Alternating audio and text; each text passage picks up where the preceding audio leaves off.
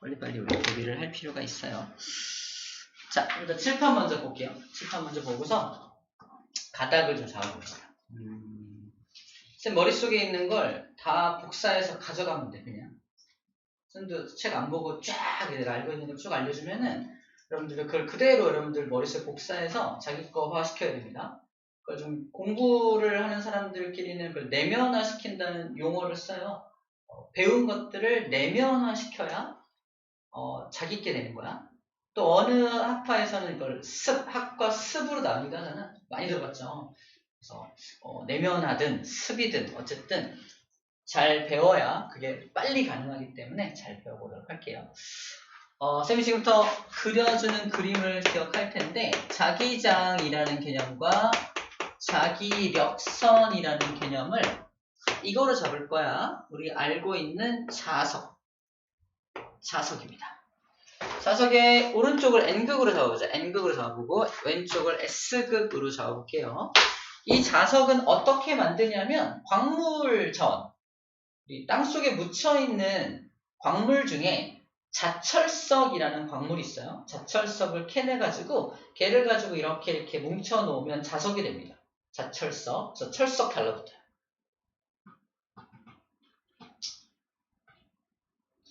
따귀를 철석.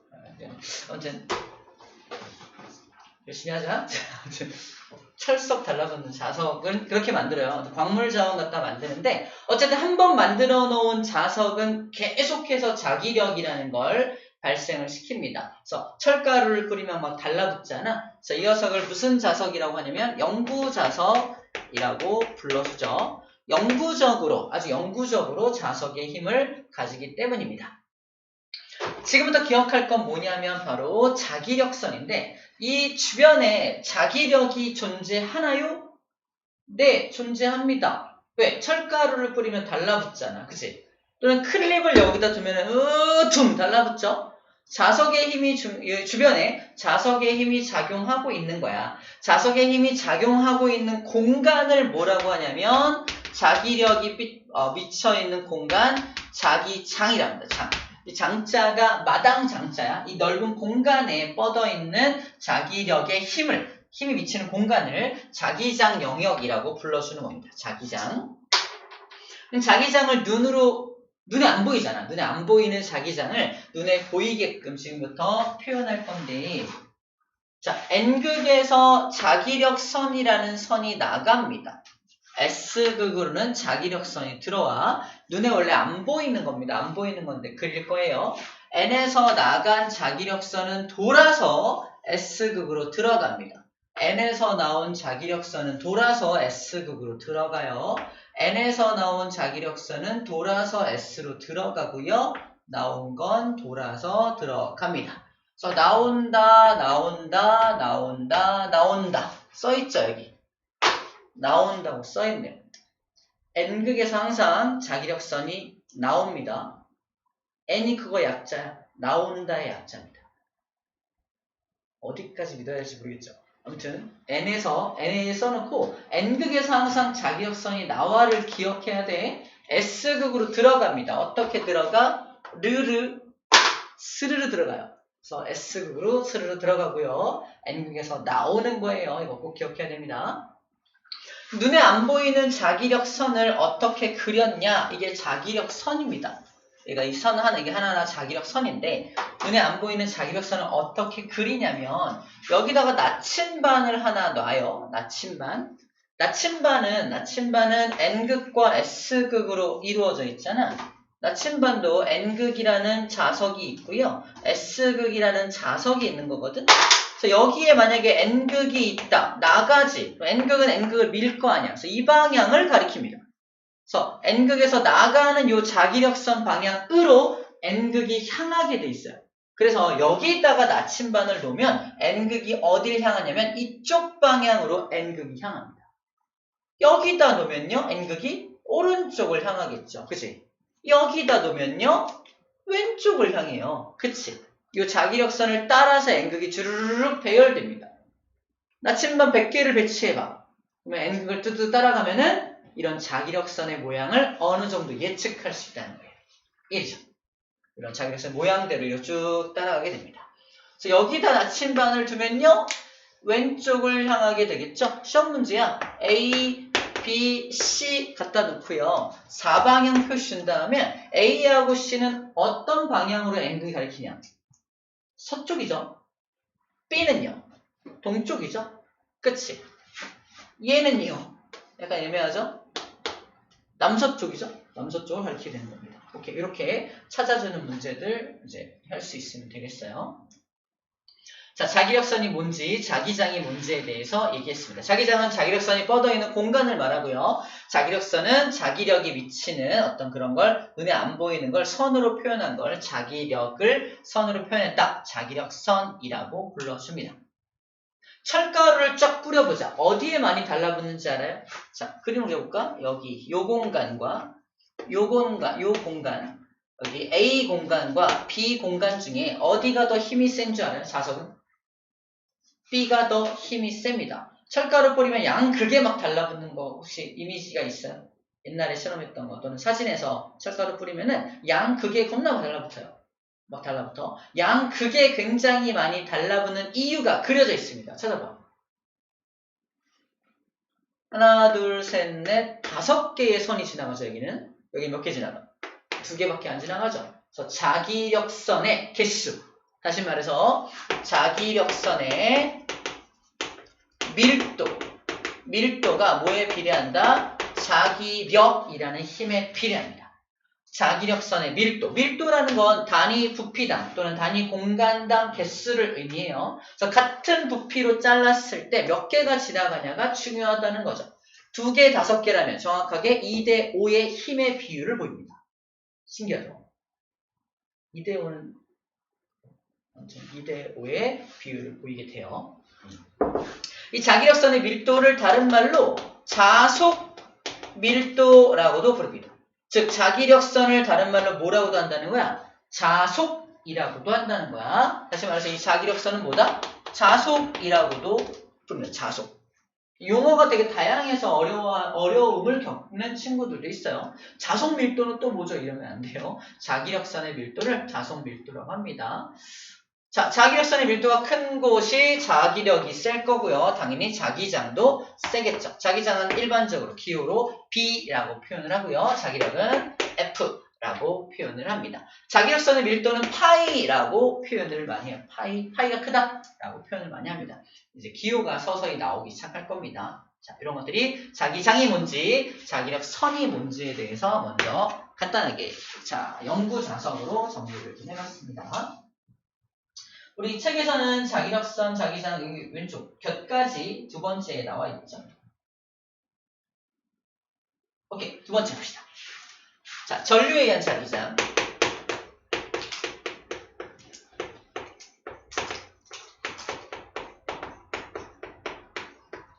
전류가 자기장을 만듭니다.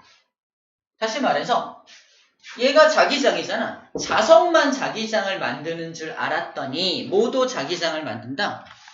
전류가 흐르는 도선 주위에도 자기장이 만들어진다는 거야.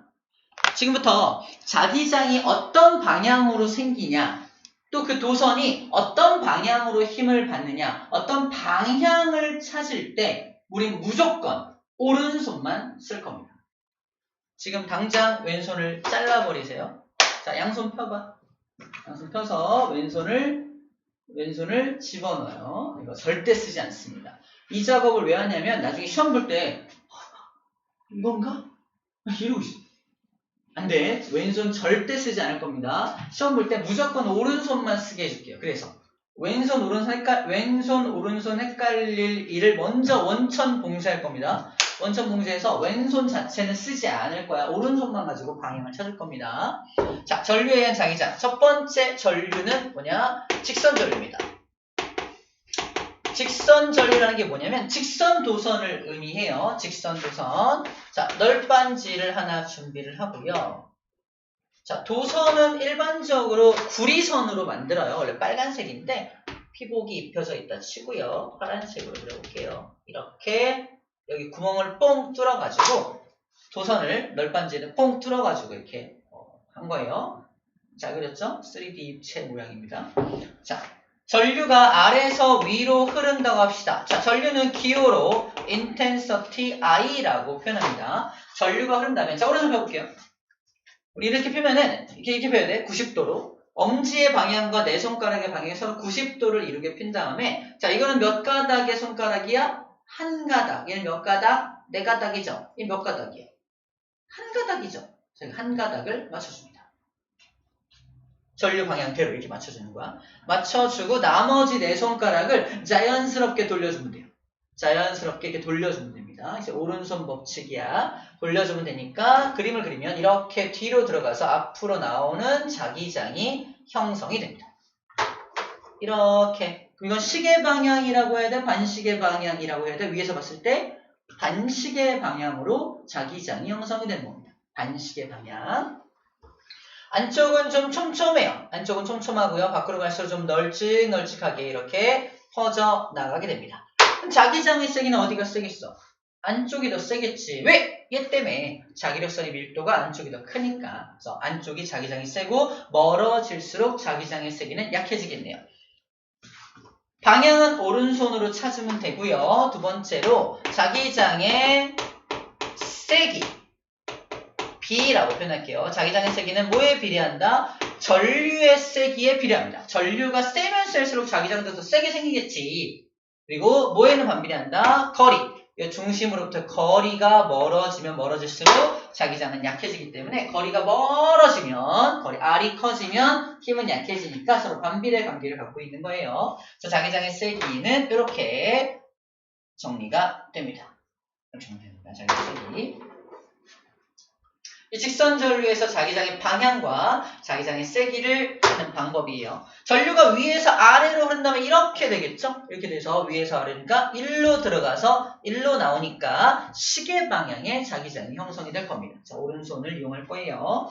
자, 두 번째 전류는 원형 전류입니다. 원형 전류는 또 뭐야? 그러지 말고요. 원형 전류는 별거 없고요. 똑같이 널빤지를 준비한 다음에 구멍을 두 개를 뽕뽕 뜬 다음에 여기다가 이렇게 도선 하나를 펑 올려서 구부려서 이렇게 내려주면 원형 도선이 완성됩니다. 이 원형입니다. 원형이야. 하지만 원형 도선도 결국은 몇 가닥의 도선이에요. 한 가닥이죠. 그래서 아래에서 윗방향으로 전류가 이렇게 흐른다고 한다면, 자, 오른손 준비해서 또 한 가닥이니까 이거 준비해서 이쪽 여기를 A라고 하고 여기를 B라고 한다면 이 B에서는 전류가 아래에서 위로 흐르죠? 그러니까 이렇게 맞춰서 이렇게 자기장이 얘랑 똑같이 오른쪽으로 들어가서 왼쪽으로 나오는 이런 자기장이 형성이 됩니다. 그림을 그린다면 이렇게 들어가서 이렇게 나오는 자기장이 만들어지겠네 라고 그림을 그릴 수 있겠죠? 원형이다 보니까 이렇게 해서 구부러지니까 반대로 이렇게 돌죠? 전류가 돌아서 여기서 이렇게 위에서 아래로 전류가 내려오기 때문에 1로 들어가서 1로 나옵니다. 그죠? 이쪽은 1로 들어가서 이쪽으로 나오는 자기장이 이렇게 만들어집니다. 확대하면 1로 들어가서 이렇게 나오고요. 1로 들어가서 이렇게 나오니까 잘 봐. 가운데 부분은 어때요? 이 도선의 양쪽 원형 도선의 중간 부분은 뒤에서 앞으로 나오는 자기장의 방향을 가지게 됩니다. 그래서 이 나침반을 여기다가 이렇게 놓는다면 어떻게 돼서 나침반의 행동이 앞쪽 방향을 가리키게 되겠죠. 앞쪽 방향을 가리키게 됩니다. 그래서 여기다 사방향 표시 이렇게 사방향 표시를 그려 놓는다면은 이쪽 방향이니까 남쪽입니다. 라고 씁니다. 남쪽입니다. 여기는 북쪽이겠죠. 여기도 북쪽이겠죠. 위니까 북쪽이겠죠. 북쪽을 가리키고 북쪽이고 여기만 남쪽입니다. 이렇게 방향을 이제 찾을 수 있는 거야. 마찬가지 여기도 자기장의 세기는 당연히 전류에 비례합니다. 전류가 세면 셀수록 자기장 셀 거 아니야? 그 다음에 도선들 사이의 거리, 도선과 도선들 사이에서 거리가 멀어지면 세기는 약해지게 돼 있어요. 그래서 마찬가지로 여기도 아래는 반비례. 원형 전류 역시 얘랑 공식이 똑같아요. 그래서 직선 전류나 원형 전류나 자기장의 세기를 구하는 공식이 똑같다라는 겁니다. 어렵지 않게 구할 수 있습니다. 자, 마지막 세 번째가 조금 다른데 이걸 이름을 솔레 솔레노이드라고 불러줍니다. 솔레노이드. 솔레노이드를 두 글자로 뭐라고 하게요? 정답. 코일입니다. 복화술로 했지만 알아들었어요. 알아들었어요. 코일이라고 합니다. 코일. 솔레노이드 코일을 하고요. 코일을 감아 놓을 건데 코일이 감겨있는 방향을 알아보기가 조금 어렵기 때문에 설명할 때는 안쪽에 철심을 하나 준비하고 철심을 준비한 다음에 여기다가 코일을 감아 볼게요.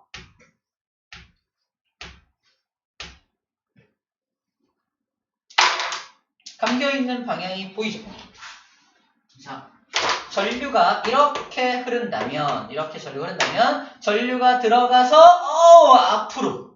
앞으로 넘어오고 있는 거 보이나요? 그래서 그림을 그릴 때 전류가 넘어온다는 뜻으로 이렇게 화살표를 이렇게 그립니다. 전류가 넘어와 이렇게 그리는 거야. 전류가 넘어오는 거야. 그때 우리가 오른손을 준비해서 얘도 결국은 몇 가닥이야? 결국 한 가닥이죠. 이럴 거야. 그래서 이런 경우에만 내 손가락으로 전류를 맞춰줍니다. 그래서 넘어오는 방향이니까 뒤에서 앞으로 이렇게 넘어오게 맞춰주면 돼. 그래서 손톱이 요 화살표랑 이렇게 맞물려 줄 수 있도록 이렇게 감아주면 됩니다. 감아주면 엄지가 향하는 방향이 뭐다? 일로 나가! 기억해. 일로 나가! 나가는 방향이 뭐였죠? N극입니다. 엄지가 향하는 방향이 일로 나가는 방향 N극이 형성돼요. 이쪽에 N극이 만들어지고 반대쪽에 S극이 만들어진다는 걸 찾는 겁니다. 똑같아. 영구자석과 똑같이 N극에서 나간 자기력선이 S극으로 들어옵니다. 이렇게 들어오고 이렇게 들어오고 이렇게 들어오고 이렇게 들어오고 그래서 똑같은 이런 자석이 만들어지게 됩니다. 그래서 이 솔레노이드 또는 코일을 또 다른 말로 뭐라고 하게요? 세 글자에 걸립니다. 또 복화술을 하고 있어요. 없네요. 마스크 쓰면 모르죠. 힌트. 전기를 걸어주니까 자석이 됐네.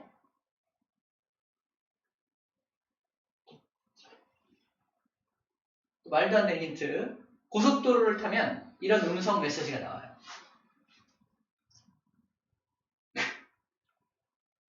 들으면 좀 어이가 없을 거야. 자, 답은 전기를 걸어주면 자석이 되니까 전자석입니다.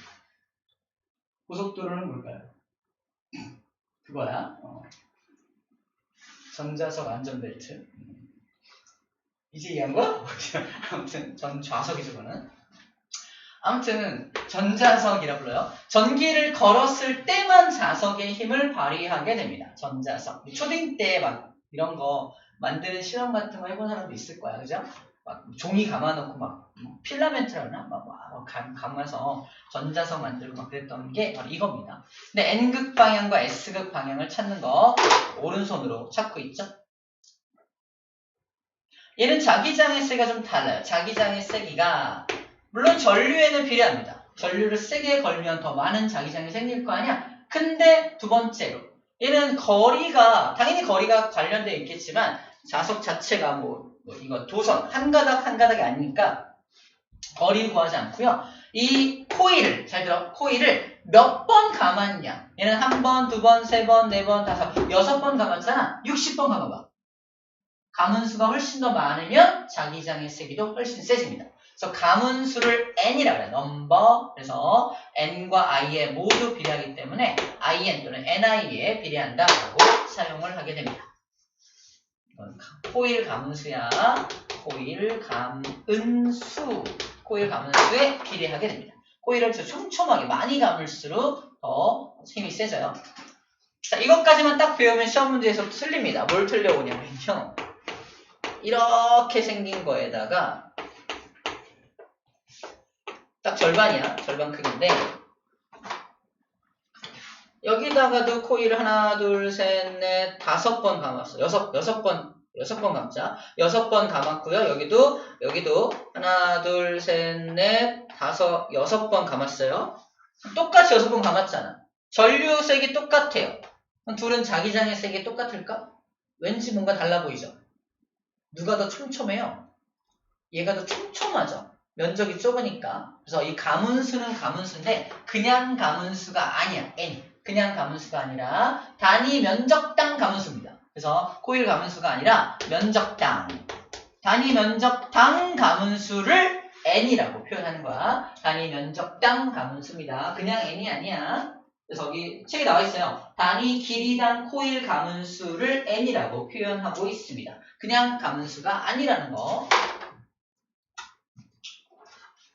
그래서 우리는 얘가 자기장이 B라면 자기장이 얼마다? 2B가 되면 2B. 2배가 됩니다. 반밖에 안 되니까 자기장의 세기가 둘이 다르다라는 걸 알 수 있습니다.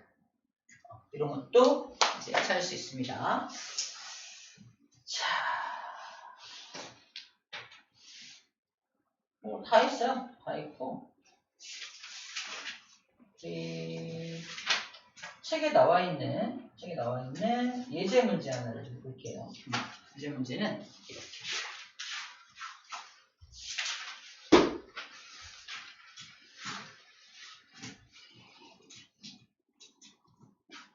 준비되어 있니? 안 되어 있니? 안 되어 있니? 아니요. 이거 들어.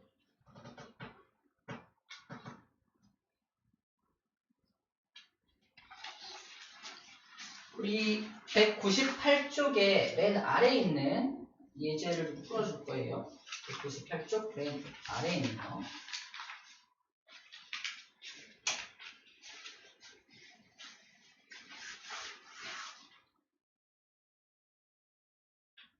너무너무 쉽지만 한 번쯤은 풀어봐야 되니까. 이런 그림이 시험 문제 제시가 됩니다. 이런 그림이 제시가 되고요.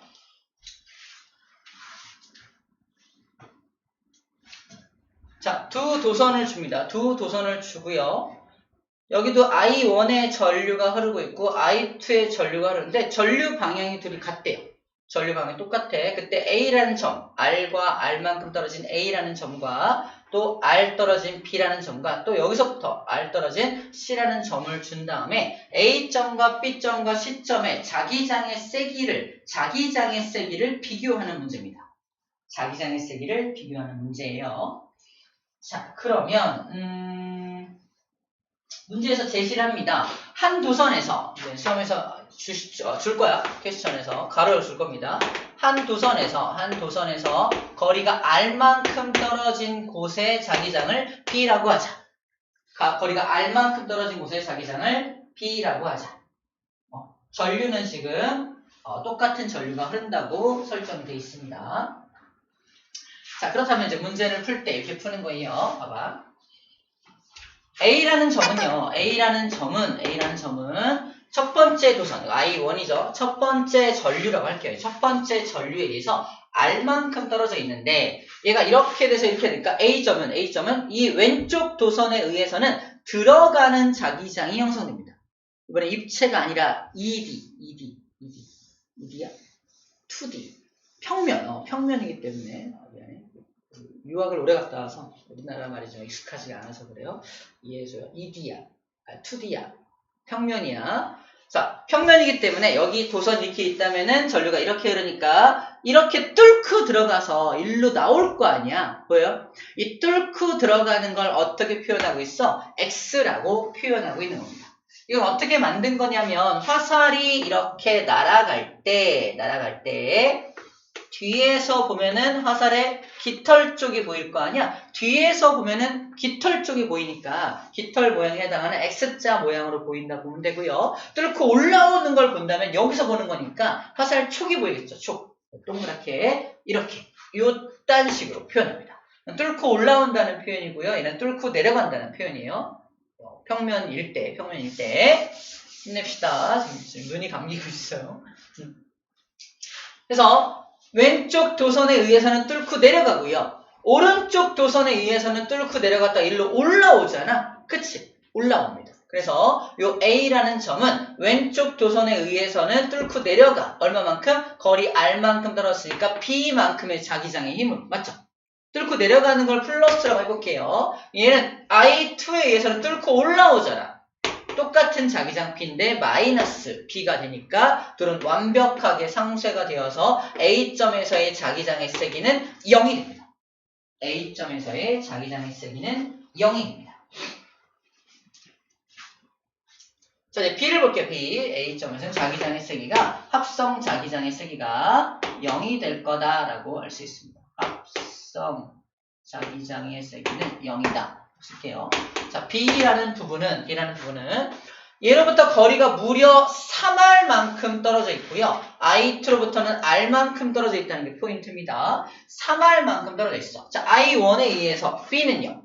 이만큼 떨어져 있지만 자기장이 이렇게 크게 형성되어 있다면 어쨌든 내려가는 자기장이 형성이 돼 있을 겁니다. 그죠? 내려가는 자기장이 형성돼 있어. 근데 얘가 B라고 한다면 거리가 3배니까 얼마일까? 거리가 3배니까 자기장은 3분의 1로 약해지겠지. 그래서 B는 I1에 의해서는 자기장이 얼마다? 플러스 3분의 1B가 되는 거예요. 이해돼요? 거리가 R이니까. 3R이니까. 3분의 1B가 되는 겁니다. 근데 I2에 의해서도 오른쪽이니까 얘도 들어가죠. 똑같이 들어갑니다. 지금 내 눈이 나를 쳐다보지 않고 눈꺼풀 아래로 들어갔죠.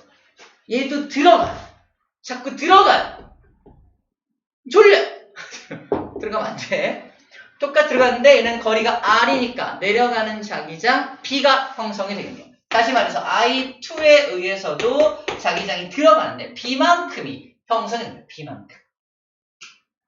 합성 자기장은 둘 다 내려가는 방향이니까 합성된 자기장 B에서의 B점에서의 합성된 자기장 이렇게 하지 말자. 합성 자기장은 얼마가 된다? 플러스 3분의 4B가 됩니다. 플러스 3분의 4B가 됩니다. 자, 그래서 A에 비해서는 훨씬 더 큰 자기장이 형성이 될 거라는 얘기예요. C도 볼게요. C는요. 첫 번째로부터는 4R만큼 떨어진 곳입니다. 그죠? 하지만 여기서부터는 2R만큼 떨어진 곳이 되겠죠. 4R이니까 I1에 의한 자기장은 플러스 4분의 1B가 될 거고요. I2에 의해서는 2분의 1B가 될 겁니다. 근데 둘 다 오른쪽이니까, 둘 다 내려가니까, 둘 다 플러스죠. 그래서 어떻게 된다? 합치면 4분의 4니까 플러스 4분의 3B가 되겠네요. 맞죠? 시험 문제 어떻게 물어본다? 얘는 얘의 몇 배냐 이렇게 물어보죠. 얘를 얘로 만들려면 곱하기 얼마 해야 돼? 그쵸? 이렇게 해서 몇 배가 되는지를 구하면 되겠습니다. 그래서 얘가 얘 몇 배냐? 또는 각각의 자기장의 세기가 누가 더 크냐? 이런 걸 물어볼 수 있겠죠? 얘가 더 크죠? 얘가 훨씬 더 큽니다. 이런 것들을 구해낼 수 있으면 되겠습니다.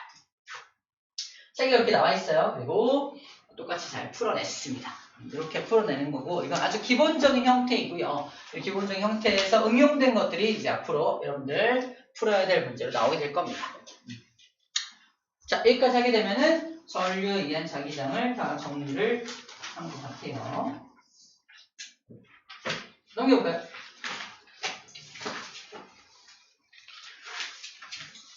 자, 그래서 이런 코일을 가지고 만든 걸 전자석이라고 했죠. 전자석입니다. 전자석이고요. 전류를 흘렸을 때 자기력선이 형성되고 있는 거 보이죠? 얘는 이쪽에서 나가고 있으니까 N극이네. 왜 N극이냐 볼까요? 전류가 이렇게 흐르죠. 전류가 흐르는 방향이 이렇게니까 들어가서 앞으로 감겨 있으니까 전류가 이렇게 되겠네요. 그죠? 힘들지만 이렇게 되니까 아래쪽이 N극이 되겠죠? 해봐요. 이렇게. 그래서 N극이 아래쪽인 게 확인이 되고 있습니다. 위가 S극이 되겠네요. 철심을 넣어주면 감겨있는 방향이 되게 잘 보이거든요. 철심을 안 주는 경우가 뒷담화 이런 식으로. 이 감겨있는 방향 보여? 하지만 확대해서 보면 보입니다. 잘 봐봐. 여기 교차된 지점 보여요? 교차된 지점을 통해서 얘가 이렇게 가서 앞으로 넘어오고 있구나라는 게 보입니다. 교차가 이렇게 돼 있잖아.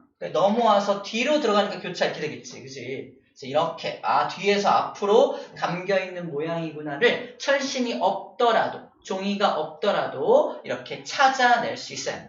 전류 가서 이렇게 뒤에서 앞으로 갑니까? 마치 이렇게 해서 아래쪽이 N극이 형성된다는 걸 찾을 수 있어야 합니다. 알겠죠? 교차 지점 갖다 찾는 거야. 여러분들 시험 문제는 이제 흑백으로 나올 거 아니야? 흑백으로 나오고 음영 처리도 안 해줄 겁니다. 교차 지점만 가지고 어느 방향으로 감겨 있는지 찾아낼 수 있어야 합니다. 자, 전류를 엄청 세게 흘리면 엄청 센 자기장도 만들 수 있을 거 아니야? 그래서 엄청 센 자기장을 만들어서 우리가 이용할 수도 있을 겁니다. 그래서 어디에 이용하냐? 체크, 별표 쳐볼까요? 전자석을 이용하는 곳, 자, 기억하고 있어야 합니다. 자기공명 영상장치, MRI라고 불러줍니다. MRI에 전자석이 이용이 돼요. 또 초전도체를 이용해서 어마어마하게 많은 전류를 흘려도 저항이 전혀 없어서 열이 발생되지 않는 또는 전력의 손실이 없는 걸 이용하죠. 자기부상열차도 자석의 힘을 이용하는 거니까 이용을 하고요. 전자석 기중기는 폐차장 같은 곳에서 이제 이 철로 만들어진 엄청나게 무거운 자동차를 둥 붙여가지고 날라가지고 또 떨어뜨려야 되잖아. 전기를 끊어주면은 자석의 힘을 잃어버리기 때문에 떨어집니다. 영구 자석을 쓰면 이 폐차장은 망해요. 그죠? 뛸 수가 없잖아. 뛰려면 한 100명 정도의 사람이 필요하겠죠? 인건비가 더 많이 들겠죠? 그 다음 토로이드는 뭐냐면 토로이드는 핵융합로를 말해요. 핵융합로. 핵융합로에서 이 핵융합을 시키기 위해서는 재료를 집어넣어야 하잖아. 수소라는 재료를 집어넣어야 돼요. 지금 머릿속에는 지식을 집어넣어야 합니다. 그죠? 눈을 감으면 지식이 들어가지 않아요. 자, 핵융합로에 그 연료를 가두어 놓는 장치를 토로이드라 불러줘요. 여기서 핵융합이 일어납니다. 핵융합이 일어날 때 얘를 붕 띄워서 자기장을 이용해서 붕 띄워서 이렇게 띄운 상태에서 핵융합을 시켜. 핵융합을 하면 굉장히 많은 에너지가 나오잖아. 그러니까 이렇게 붙어있는 상태에서 핵융합을 하면 이게 다 녹아버립니다. 그래서 붕 띄워서 핵융합을 시키는 장치가 바로 토로이드예요. 그래서 붕 띄울 때 이용하는 게 바로 이런 전자석을 이용하게 됩니다. 됐죠? 자, 여기까지가 두 번째 내용입니다. 자, 바로 세 번째 할게요. 전류가 받는 자기력입니다. 옛날에 중학교 때 했던 것 같아요. 중학교 때. 자, 책에 뭐라고 써있냐면은 이렇게 써있습니다. 전류가 받는 자기력. 전류가 받는 자기력. 전류가 자기력을 받을 수 있는 전류야. 우리가 전류하면 뭐가 흘러가는 거잖아. 전류가 자기력을 받아? 좀 애매하죠. 추상적이죠? 정확하게는 어떻게 설명해야 정상이냐? 전류가 흐르는 도선이 받는 자기력의 방향을 찾는 겁니다. 전류가 흐르는 도선이 받는 자기력 방향을 찾는 거야. 쌤이 말했죠? 왼손 쓴다 했어? 안 쓴다 했어? 안 쓴다 했죠? 하지만 잠깐 꺼낼게요. 잠깐만 꺼낼게요. 왼손 잠깐 꺼내고요. 왼손을 엄지, 검지, 중지가 각각 90도를 이루도록 권총 모양을 만듭니다. 왼손으로 만들어. 빨리 해봐. 해봐야 돼. 권총 모양 만들어요. 만들고서 자, 권총은 누가 쏘냐면 잘 봐. 왼손으로 권총을 쏘는 사람들이 있습니다. 미국에 있는 첩보국 FBI 사람들은 왼손으로 권총을 쏴요. 그래서 위에서부터 FBI입니다. 차례대로요. FBI야. 왼손으로 쏘는 이유는 오른손 지문이 너무 많이 노출돼서 왼손으로 쏜대요. 믿거나 말거나. 어쨌든 왼손으로 FBI를 만들어야 돼. FBI를 오른손 만드는 데 있어도 돼. 꼭 왼손으로 만들어야 됩니다. 자, F가 힘의 방향. 어느 방향으로 힘 방향? 폴스 방향이고요. B가 방금 얘기했던 자기장 방향. I가 인텐서티, 전류 방향입니다. 그래서 이 힘의 방향을 찾을 때 뭐만 알면 된다? 얘 찾을 때 얘 방향과 얘 방향만 알면 힘의 방향을 찾을 수 있다는 얘기예요. 하지만 왼손을 쓰지 않을 거랬잖아. 이걸 오른손으로 그대로 복사해서 옮겨 오른손 쫙 펴요. 그래서 손바닥 방향이 F방. 내 손가락이 자기장 방향. 엄지가 전류 방향. 지우면 F, B, I가 됩니다. 오케이? 그래서 왼손을 이제 안 쓸까. 잠깐 까먹었을 때만 뭐였지? 이렇게 보이고 있었어. 왼손으로 하면 안 되겠어. 오른손 쫙 펴서 할 겁니다. 그래서 FBI를 어떻게 하냐? 일단 자기장의 방향은 N에서 나가서 S로 자기장이 간다며 N에서 나가서 S로 가니까 자기장 방향은 이 방향. 내 손가락을 이 방향 맞춥니다. 전류가 앞에서 뒤로 들어가죠. 그래서 앞에서 뒤로 갔다는 건 자기장 맞추고 전류가 앞에서 뒤로 가니까 엄지가 이걸 뚫고 들어가는 방향 이렇게 설정합니다.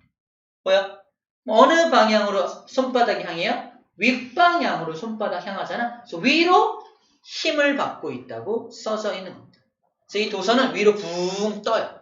도선이 위로 붕 뜹니다. 자석 안에다가 전류가 흐르는 도선을 툭 집어넣으면 다시 붕 떠올라요. 위로 힘 받고 있네 라는 걸 확인할 수 있는 거죠.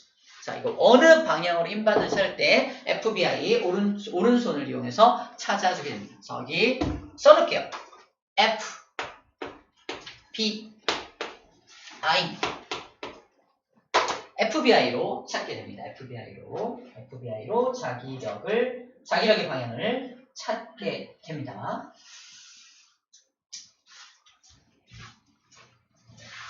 이 힘을 이용하면 어디다 이용할 수 있냐? 보세요. 아빠 자동차 계기판에 아빠가 붕 밟으면 이 눈금이 막 올라가잖아. 아빠 200km야. 기본이네. 뭐 이러면서 200, 막 이렇게 막 눈금이 움직이잖아. 뭔가 힘을 받으니까 이 계기판의 눈금이 움직이는 거잖아요. 이 계기판의 눈금이 움직이는 모든 것들은 다 이 자기력을 이용합니다.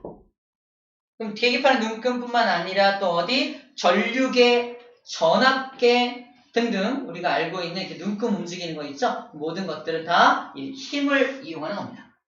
방금 말한 게 자동차 연료 계기판, 연료가 얼마 남았는지도 눈금 나오죠. 이렇게 연료 계기판, 속도계, 전류계, 전압계 등등 다 이렇게 눈금이 있는 것들은 다 가능하다라고 말하고 있는 거고요. 전동기하고 스피커는요. 전동기는 전기를 걸어주면 움직이는 기계장치야. 전기를 띡 걸면은 움직이는 거. 전동기보다 우리는 뭐가 더 익숙해요? 어떤 말? 두 글자야. 영어야. 정답. 모터입니다. 모터. 전동기를 다른 말로 모터라. 모터가 더 익숙하죠? 모터. 전기를 걸어주면 윙 돌아가는 장치. 모터입니다. 그래서 뭔가 돌아가는 장치, 전기 걸면 돌아가는 모든 장치는 다 이거 이용하는 거예요. 선풍기. 그죠? 팬, 그죠? 모터, 전동기 다 이용하는 겁니다. 그 다음에 스피커는 뭐냐면 스피커에서 우리 스피커에서 소리 나올 때 손 대봐서 손에 뭔가 이렇게 뭔가 손에다 어떤 힘을 주잖아. 스피커에서 어떤 소리를 만들어내는 원리가 진동판이라는 판을 퉁퉁 때려가지고 진동판을 움직여야 돼. 진동판이 움직이면서 소리가 만들어지는 거야. 진동판이 움직이려면 힘 받아야 될 거 아니야? 그 힘을 얘가 만드는 거야. 이걸 가지고 힘을 만들어내는 겁니다. 전기 신호에 따라서 힘이 어느 방향으로 만들어지는지가 결정이 되거든요. 그래서 퉁퉁 밀기도 하고 땡기기도 하면서 퉁퉁퉁퉁퉁퉁 이렇게 진동판을 진동시키면서 소리를 만들어내기 때문에 스피커에도 자기력이 이용이 되고 있는 거예요. 방금 말한 게 바로 이 그림입니다. 자, 이 코일에 지금 전기 신호가 들어가면 전기가 걸릴 거 아니야? 코일에 전류가 어느 방향으로 흐르냐에 따라서 만약에 이쪽 방향으로 N극이 만들어진다면 여기도 N극이잖아. N과 N이 밀 테니까 코일과 연결된 진동판이 오른쪽으로 푹 밀립니다. 전류 방향이 바뀌었어. 어떻게 돼? 왼쪽에 S죠. 땡겨요.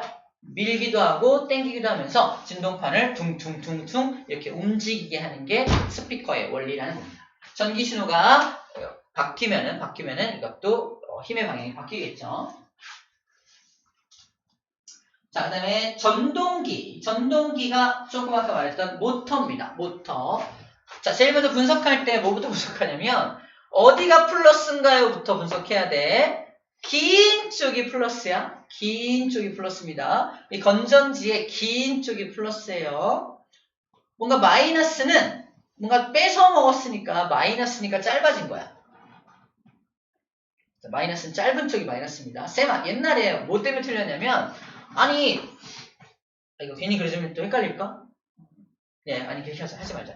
플러스가 긴 거야. 긴 게 플러스입니다. 마이너스 짧은 거라서 긴 쪽 플러스에서 마이너스 쪽으로 전류가 항상 흐릅니다.